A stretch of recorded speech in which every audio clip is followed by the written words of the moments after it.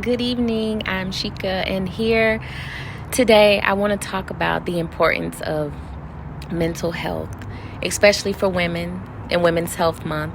You see, mental illness, it can affect anyone, but studies have shown that women are more likely to suffer from a mental health issue than men.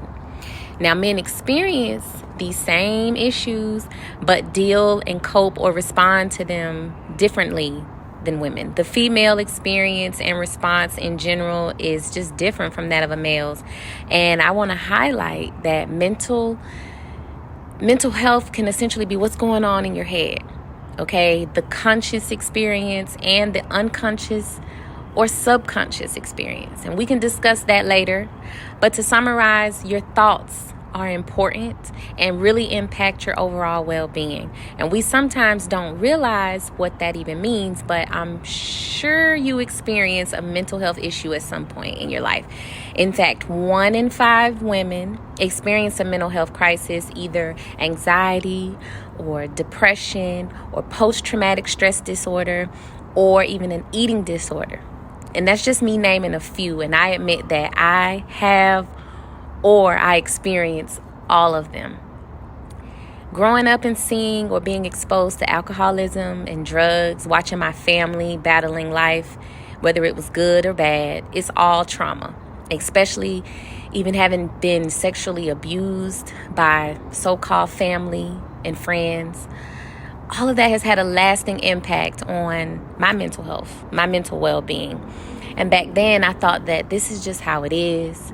And I didn't trust what to do or didn't know how to go to my parents who were dealing with their own crisis.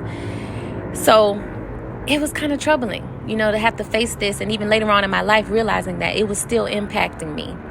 My anxiety comes in different forms.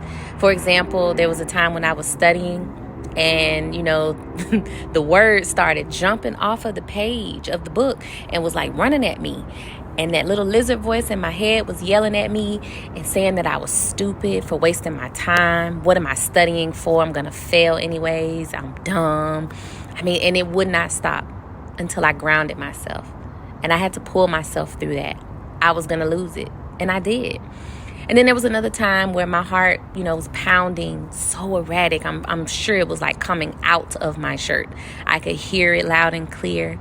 And then my breathing got lost. Like I could not breathe anymore. And I was drowning. And then there's other times where I simply found myself maybe sweating a whole lot and just worrying about something in a panic over and over and over. Oh, and more recently, I get stuck in this OCD behavior where I'm always cleaning up everything. Like I can't stand clutter and everything has to be neat and organized or put away. And I let myself believe that it's just me wanting my space to be clean. But this gets obsessive, especially when I'm constantly walking around cleaning up after my toddler and then wiping the counter off like 100 times.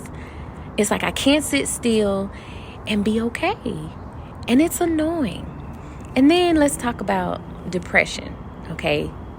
Depression is something I've definitely been dealing with in waves throughout every year of my life, actually.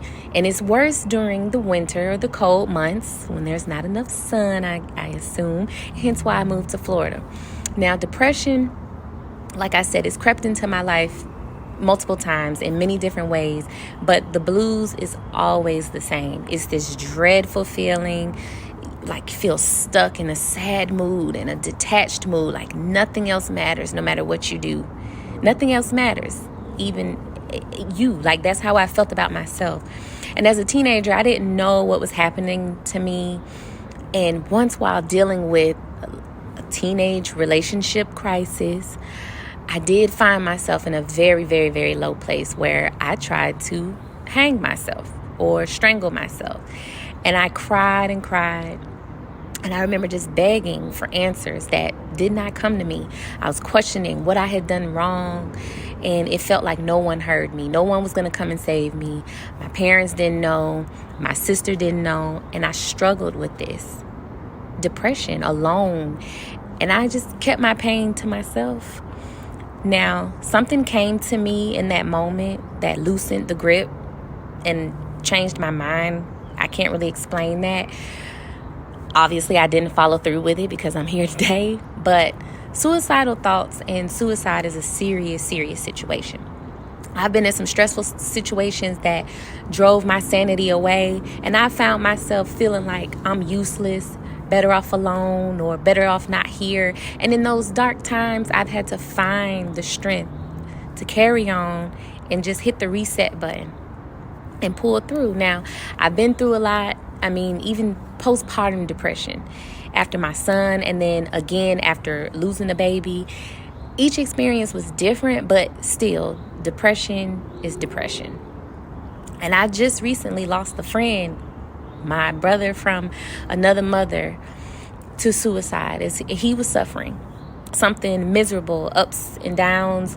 I mean, he was feeling trapped in his life and his circumstances. Like, he was striving to get out. And it was probably so much more that, we didn't even really talk about. But it hurts that I couldn't be there for him in a way that he needed. And I can only imagine what he was going through.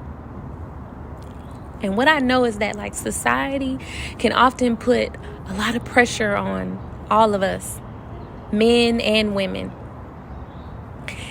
And in honor of Women's Health Month, I just wanted to shout out how important it is to take time to care for yourself and protect your mental health. And this can mean anything from practicing mindfulness every day, just taking a minute to just laugh, taking a break from all the worrying and all the stressing. And don't be ashamed or hesitant about seeking professional help.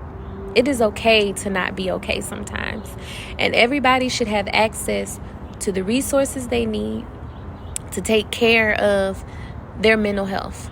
So if you know someone or think someone is struggling, then get them connected.